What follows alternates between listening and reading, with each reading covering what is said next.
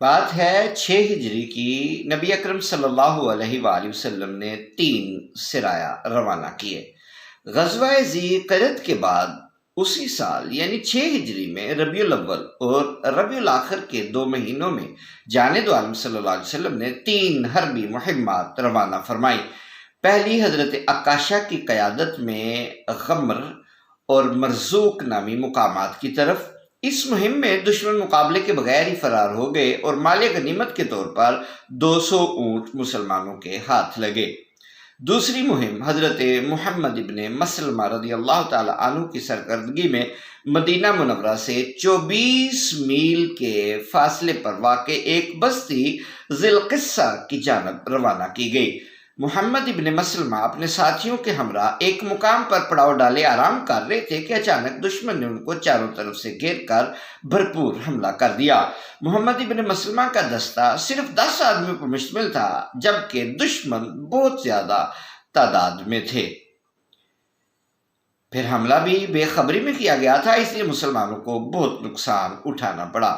محمد ابن مسلمہ کے بیشتر ساتھی شہید ہو گئے۔ خود محمد ابن مسلمہ بھی اتنی بری طرح زخمی ہوئے کہ دشمن ان کو مردہ سمجھ کر چھوڑ گئے۔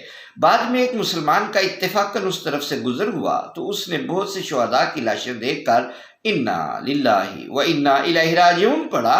اس کی آواز سن کر محمد ابن مسلمہ کے جسم میں حرکت پیدا ہوئی اور زندگی کے آثار نمودار ہوئے تو اس نے ان کو اٹھا کر زخمی حالت میں مدینہ پہنچایا۔ جانب عالم صلی اللہ علیہ وسلم کو اس واقعے کا بہت افسوس ہوا اور آپ نے اسی وقت دشمنوں کی سرکوبی کے لیے ایک اور مہم روانہ فرمائی، مگر دشمن پہاڑوں میں چھپ گئے اور مسلمانوں کے ہاتھ نہ آ سکے۔ البتہ ان کے مویشی اور دیگر گھریلو سامان بطور غنیمت حاصل ہوا۔ تیسری مہم حضرت زید ابن حارثہ کی کمان میں بنی سلیم کی جانب بھیجی گئی۔ اس مہم میں دشمن کے چند آدمی گرفتار ہوئے اور کچھ مویشی وغیرہ ہاتھ آئے۔ ناظرین و سامعین، ہم غزوہ بدر کے آغاز میں ذکر کر چکے ہیں کہ اہل مکہ کا زور توڑنے کے لیے ضروری تھا کہ شام کے ساتھ ان کے تجارتی روابط منقطع کیے جائیں۔ اسی بنا پر شام سے آنے والے ابو سفیان کے قافلے کو روکنے کی کوشش کی گئی، جو ابو سفیان کے راستہ بدل لینے کی وجہ سے کامیاب تو نہ ہو سکی، مگر یہ کوشش غزوہ بدر کے نتیجے پر منتج ہوئی، جس میں اللہ تعالیٰ نے مسلمانوں کو فتح مبین عطا فرمائی اور ان کی شوکت و ہیبت کی دھاک پورے عرب پر بیٹھ گئی۔ اب مشرکین نے شام کے ساتھ تجارت شروع کر دی تھی اور جانب عالم صلی اللہ علیہ وسلم کو اطلاع ملی کہ ابو العاص کی قیادت میں ایک قافلہ شام سے بہت سا سامان اور سونا چاندی لے کر آ رہا ہے۔ جانب عالم صلی اللہ علیہ وسلم نے اس کو روکنے کے لیے حضرت زید ابن حارثہ کی کمان میں ایک دستہ تیار کیا اور انہیں قافلے کی تسخیر کے لیے بھیج دیا۔ ابو العاص نے کسی بھی مزاحمت کا اظہار نہ کیا، بغیر مزاحمت کے ہی وہ ان کے ساتھ مدینہ چلا آیا۔ جب رات ہوئی، جانب عالم صلی اللہ علیہ وسلم صبح کی نماز پڑھانے کے لیے کھڑے ہوئے تو اچانک جانب عالم صلی اللہ علیہ وسلم کی صاحبزادی حضرت زینب رضی اللہ تعالی عنہ نے گھر کے دروازے پر کھڑے ہو کر اعلان کر دیا، مسلمانوں مطلع ہو جاؤ کہ میں نے ابو العاص کو امان دے دی ہے۔ آپ کو یہ پتہ ہوگا، جب میں ذکر کر رہا تھا اور وہ واقعہ جب میں آپ کو سنا رہا تھا کہ حضرت زینب نے کس طرح اپنے شوہر ابو العاص کو غزوہ بدر کے قیدیوں سے نجات دلائی تھی اور کس طرح ان کو امان دلوائی تھی، تو وہ اگر آپ سننا چاہتے ہیں تو یہاں آئی کا نشان ہوگا، میں اس قسط نمبر 32 کا لنک یہاں پر دے دیتا ہوں، آپ آئی والے نشان پر کلک کر کے اس کو سن سکتے ہیں۔ رسول اللہ صلی اللہ علیہ وسلم کی بیٹی حضرت زینب کے شوہر تھے، مسلمان نہیں ہوئے تھے۔ نماز سے فراغت کے بعد جانب عالم نے نمازیوں سے پوچھا کہ تم نے بھی زینب کا اعلان سنا ہے؟ سب نے کہا جی ہاں یا رسول اللہ۔ آپ نے فرمایا مسلمانوں کا کوئی ادنا شخص بھی کسی کو امان اور پناہ دے دے تو سب پر اس کی پاسداری لازم ہوتی ہے، اس لیے میں بھی ابو العاص کو امان دیتا ہوں۔ اس کے بعد آپ صلی اللہ علیہ وآلہ وسلم گھر تشریف لے گئے تو حضرت زینب نے کہا یا رسول اللہ میں چاہتی ہوں کہ ابو العاص کو اس کا سارا سامان بھی واپس کر دیا جائے۔ یہ بیٹی کی اپنے والد سے محبت کی عجیب داستان ہے۔ سامان اگرچہ تقسیم ہو چکا تھا مگر جانے دو عالم نے ان لوگوں کو بلایا جو اس مہم میں شامل تھے اور کہا کہ ابو العاص کے ساتھ میری رشتہ داری کا تمہیں علم ہی ہے، اگر تم لوگ اس کا سامان واپس کر دو تو مجھے خوشی ہوگی، ویسے یہ کوئی حکم نہیں ہے، اگر تم چاہو تو وہ سامان رکھ بھی سکتے ہو کیونکہ اس پر تمہارا حق ہے۔ صحابہ کرام کو جانے دو عالم کی رضا اور خوشنودی کے سوا اور کیا چاہیے تھا؟ انہوں نے بخوشی تمام سامان واپس کر دیا اور ابو العاص سب کچھ لے کر مکہ روانہ ہو گیا۔ یہ میں بتا چکا ہوں کہ حضرت زینب ابو العاص کی بیوی تھی۔ یہ نکاح جانے دو عالم صلی اللہ علیہ وسلم کے اعلان نبوت سے پہلے ہوا تھا۔ بعد میں حضرت زینب تو ہجرت کر کے جانے دو عالم کے پاس آ گئی تھی مگر ابو العاص ابھی تک اپنے آبائی مذہب پر تھا۔ ابو العاص غزوہ بدر میں بھی گرفتار ہو گیا تھا اور حضرت زینب نے فدیہ کے طور پر اپنا ہار بھیج کر اسے چڑھایا تھا۔ یہ تفصیلات آپ کو 32 نمبر قسط میں سنائی دے سکتی ہیں۔ مدینہ منورہ میں جانے دو عالم اور مسلمانوں کے حسن سلوک سے ابو العاص اس قدر متاثر ہوا کہ جب وہ مکہ پہنچا اور اہل مکہ کو ان کا سامان بما تجارتی منافع کے پہنچا دیا تو ان سے پوچھا کہ میرے پاس تمہاری کوئی چیز تو نہیں رہ گئی؟ سب نے کہا کہ نہیں رہ گئی۔ ابو العاص نے پھر پوچھا کیا میں نے تمہارا حق پورا ادا کر دیا ہے؟ سب نے کہا ہاں، اللہ کی قسم اللہ تعالیٰ تمہیں جزائے خیر دے، واقعی تم حق ادا کرنے والے کریم النفس انسان ہو۔ ابو العاص نے کہا تو پھر تم سب گواہ ہو کہ اشہد اللہ الہ الا اللہ و اشہد ان محمدا عبدہ و رسولہ، اللہ کی قسم میں تو وہیں مدینہ میں اسلام لانا چاہتا تھا مگر پھر اس خیال سے رک گیا کہ شاید تم کہو کہ ہمارا مال ہڑپ کرنے کے لیے مسلمان ہو گیا ہے۔ اب چونکہ میں اس ذمہ داری سے فارغ ہو چکا ہوں اس لیے اپنا اسلام کا اعلان کر رہا ہوں۔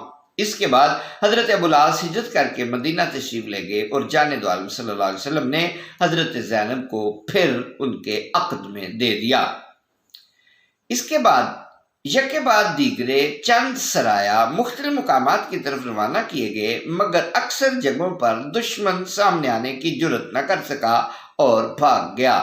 چنانچہ یہ مہمات بغیر کسی نمایاں مقابلے کے مال غنیمت لے کر واپس آتی رہیں۔ ان مہمات کے نام کچھ اس طرح تھے: سریہ جسمہ، سریہ وادی القرا، سریہ دومت الجندل، سریہ بنی سعد، سریہ ام قرافہ۔ چونکہ ان سرایہ میں کوئی خاص قابل ذکر واقعہ پیش نہیں آیا اس لیے ان کی اسی قدر ذکر پر اکتفا کرتے ہوئے آپ کو قتل ابو رافع کا دلچسپ واقعہ سناتا ہوں۔ دشمن رسول کعب ابن اشرف یہودی کے قتل کا واقعہ پہلے گزر چکا ہے۔ اوپر میں آئی والا مقام پہ کوشش کرتا ہوں اس کا لنک دینے کی۔ اس کو قبیلہ اوس کے جوانوں نے قتل کیا تھا۔ مورخین لکھتے ہیں کہ انصار کے دونوں قبیلے اوس اور خزرج جانے دو عالم صلی اللہ علیہ وسلم کو خوش کرنے کے لیے ایک دوسرے سے سبقت لے جانے کی کوشش کیا کرتے تھے اور اگر ایک قبیلہ کوئی کارنامہ انجام دے کر جانے دو عالم کی خوشنودی حاصل کر لیتا تھا تو دوسرا بھی کوئی ایسا ہی کام کر دکھانے کے لیے بے تاب ہو جایا کرتا تھا۔ چنانچہ جب اوس نے کعب ابن اشرف کو قتل کر کے جانے دو عالم کو خوش کر دیا تو خزرج نے سوچا کہ ہمیں بھی کسی ایسے ہی موذی اور دشمن خدا و رسول یہودی کا کام تمام کر کے جانے دو عالم کو خوش کرنا چاہیے۔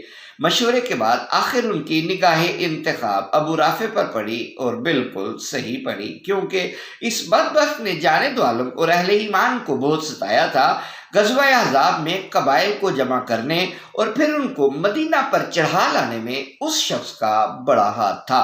اس سلسلے میں تمام اخراجات اسی نے برداشت کیے تھے۔ اس وقت حوی ابن اخطب بھی اس کے ساتھ تھا۔ غزوہ بنی قریظہ میں حوی ابن اخطب مارا گیا تو ابو رافع اس کا جانشین بن گیا اور اپنی تمام تر صلاحیتیں مسلمانوں کو ذکر پہنچانے میں صرف کرنے لگا۔ کہا کرتا تھا کہ میرے پیشرو محمد اور مسلمانوں کا خاتمہ اس لیے نہیں کر سکے کہ انہوں نے صحیح منصوبہ بندی نہیں کی تھی۔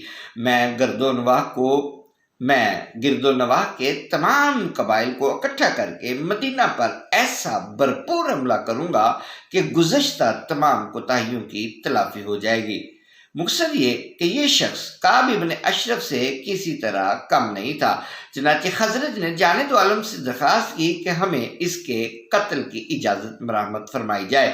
جانب عالم صلی اللہ علیہ وسلم نے اجازت دے دی اور حضرت عبداللہ ابن عتیق رضی اللہ عنہ کی قیادت میں 4 افراد پر مشتمل ایک مہم اس کو جہنم واصل کرنے کے لیے روانہ فرمائی۔ ابو رافع خیبر کے قریب اپنے ذاتی قلعے میں رہتا تھا۔